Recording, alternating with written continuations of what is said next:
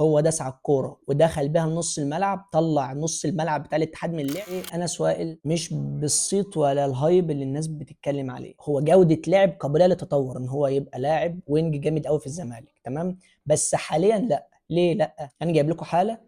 في الدقيقة السابعة هو داس على الكورة ودخل بيها نص الملعب، طلع نص الملعب بتاع الاتحاد من اللعب. فانت بقيت في موقف انت عندك افضلية على سردباكين الاتحاد، لانك انت واحد واثنين قدام على هما الاثنين بس. في زاويتين للتمرير، طلع الفرود من ظهر السردباك، والزاوية الثانية هتلعبها للوينج، والوينج هيلعبها للفرود هيطلعه انفراد. انا قررت اعمل ايه؟ ادوس على الكورة واعدي بيها، اتفتح زاوية تمرير احلى للفرود والوينج. لو لعبتها للفرود انفراد، ولو لعبتها للوينج هيطلع انفراد.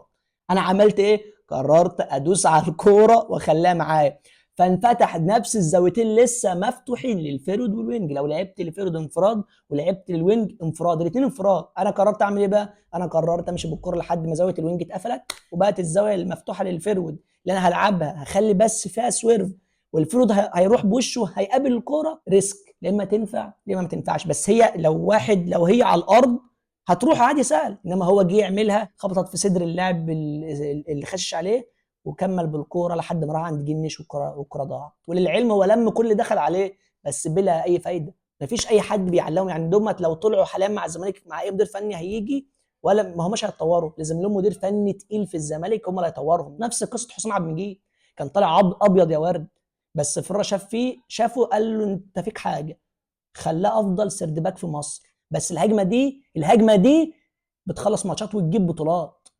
فانت مستحيل تكون بتلعب في فريق زي الزمالك ماتش نهائي مثلا وتعمل لي الكره دي.